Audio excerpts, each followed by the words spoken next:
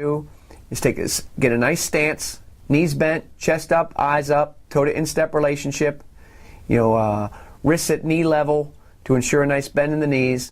And after that, they're just going to backpedal straight back down. Keep their feet low to the ground, their heels low to the ground, and you rub your ankles. Don't get your feet too wide apart. Natural running form going backwards.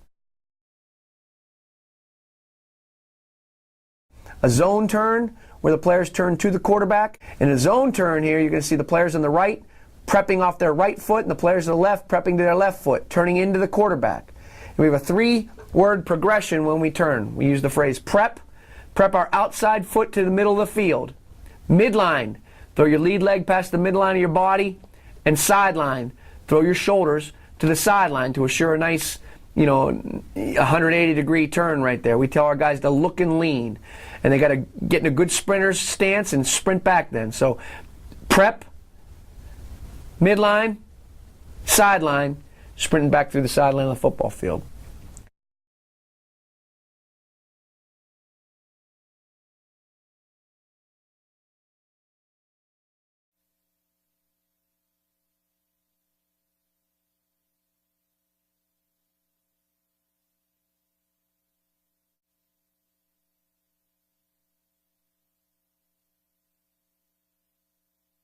Outside, he glides, he keeps his frontal position, keeps his outside in position. Once he gets to him, now we're going to work our collision. We want to make sure we collision him inside as far as we possibly can without taking him too far. Now, once we get a collision on the receiver here, now our eyes go back inside to find our number 2 receiver. Once we control him, now if there's no threat of 2, now we're going to be ready to what we call pivot and pop. It's a nice job with the glide, nice job of staying square and keeping a nice frontal position to fall back in and get a collision on the receiver. Back into the window. Here with an outside release, we definitely want to flatten the receiver. We want to flatten him and get him as wide as we possibly can. Back inside, find the number 2 receiver, and once we get control, now we can flatten and sink in the window. Job of gliding and staying in position till we get nice frontal position and making that wide out go around. And he does a nice job of widening him, and now he sinks.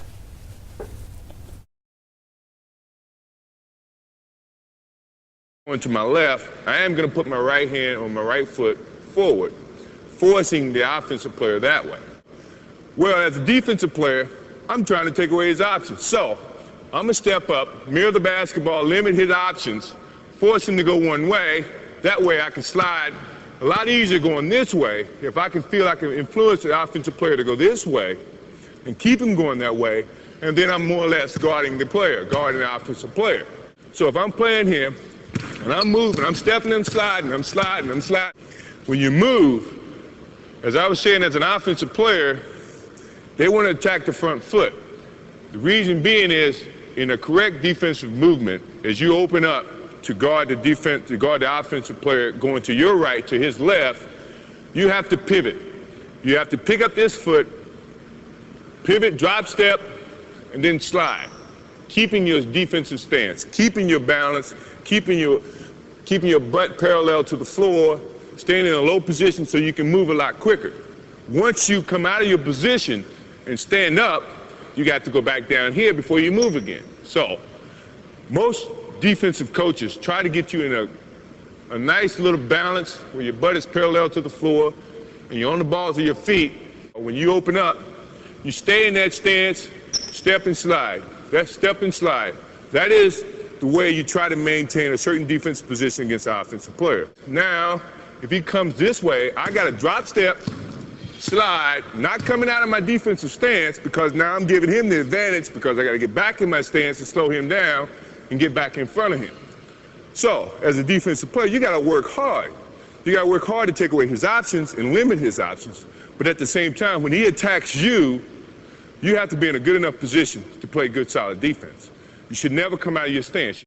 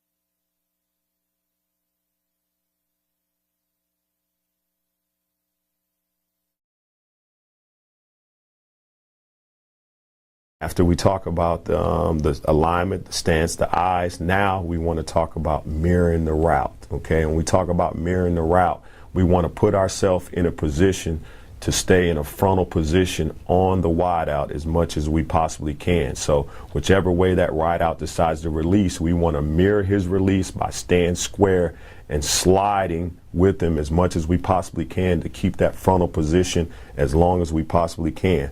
Now, once we mirror the route, then we want to make sure we get our hands on him, which is going to be a jam. Okay, if the receiver releases through the cylinder, we want to get a two-hand jam on him and try to keep our frontal position. Now, once that receiver releases outside our cylinder, which is about a yard or two outside of us, which is about 2 to 3 yards outside of us, 2 to 3 yards outside of us, now it becomes a one-hand jam. So if he releases within the cylinder where we can get to him, it'll be a two-hand jam. If he releases outside of the cylinder, it'll become a one-hand inside hand jam. And as we go, I'll demonstrate both of those. And in order to get the two-hand jam, we'll want to make sure we got a nice base. And if we get the one-hand jam, we want to make sure we take a good angle kick, an inside hand, and run with the wide out. Anytime we're playing press man, your feet are going to do most of the work. That's how you're going to cover the guy. We get a little bit of a wide base here, which is one of the ones I want to show first, because a lot of times this is the mistake guys make. They widen their base. So now they have trouble mirroring the route. So when he can't mirror the route because he can't really slide here. So as he slides, he would like to lead with that left foot as that receiver works inside. He can't really lead with that left foot. He gets into more of a crossover position, which I don't want the guys to do, and we constantly talk about. And we say crossover, that means he's leading with that right foot first, crossing over the left foot, which puts him in more of a trail position. But because he's really good with his hands here, he doesn't get as much as a trail position as he normally would on a receiver that gets a quality release. Once he gets outside my framework, it becomes a one-hand jam. So now he wants to drop that outside hand and he'll collision him with his left hand. Once he collisions, he'll be shooting. His aiming point will be shooting for the inside breastplate to the tip of the shoulder pad. And as I shoot, I want to make sure I got my thumbs up so I can lock him out and control the wide out. But now he two-hand jams him. Now once he gets outside the framework of my body, I want to always drop. I always want to drop that outside hand. So on this inside release, he wants to drop his left hand, which he does here. And now I want to squeeze and flatten that inside right out. I want to try to flatten that receiver back to the line of scrimmage as much as I possibly can. As the receiver releases outside, what we want to do is now we want to work our angle kick. And again, as we angle kick, we want to just open up at a slight 45 as he releases outside my framework. And we want to be a slight 45 because we want to make sure we keep our frontal position on the receiver as long as we possibly can. So that's why we just call it a slight angle kick to make that receiver go around. Anytime we're pressing, we always want to make the receiver go around us, whether it be an inside release or an outside release. So we're going to use a two-hand jam if he's through the cylinder. If he releases outside, we're going to use our angle kick to keep our frontal position as long as we can. Now, once he gets out of there, we want to make sure we squeeze him to the sidelines. Now we're going to cut him off, lock the hip, find the ball.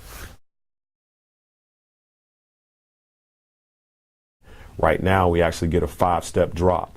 So now, once that quarterback clears the 3-step, now the defensive back eye should immediately pop back to the number one receiver, the receiver that he's covering. Again, we talk about eyes. His eyes will be focused on the inside hip of that wide receiver.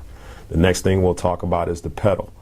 Okay, his pedal, he needs to have a good start. His weight will transfer to that right foot. He'll be stepping with his left foot first. And again, his first couple steps will be slow with the read because he's reading through the 3-step. Once the quarterback goes to the 3-step, he'll pick his pedal up.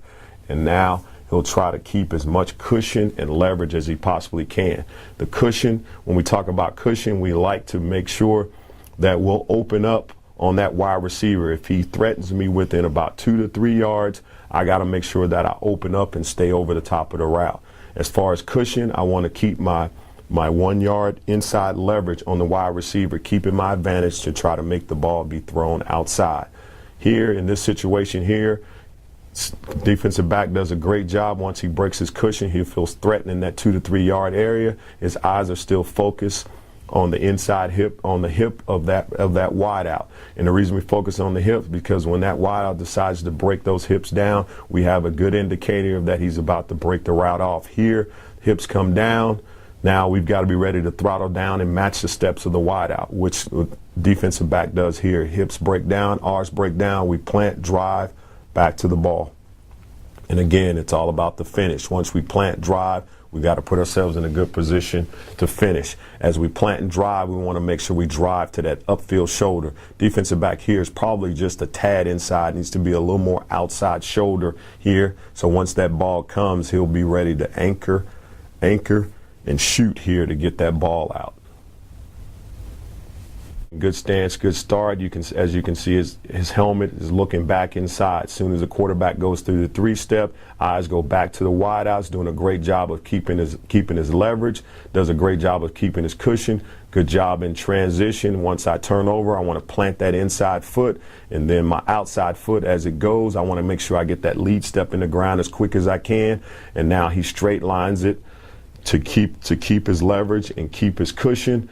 Now, once he sees it's a vertical route, he'll keep his eyes on the wide out. Now, once the wide out progresses through that 15-yard area, now my eyes can not only be low, they can actually come high to find the ball. He's in position, he's in phase, locking that hip. Now he's going to look up, not back, to find the ball, get it out. Place, good stance, good start. His eyes are low, sees the hips of the wide out break down. Hip wide out does a great job of selling it here.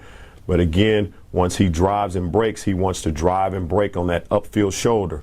As he drives to break on that upfield shoulder, the receiver actually gives him a double move here. And because he didn't break underneath the route and breaks to the outside shoulder, he puts himself in great position to play the out and up, which he does here.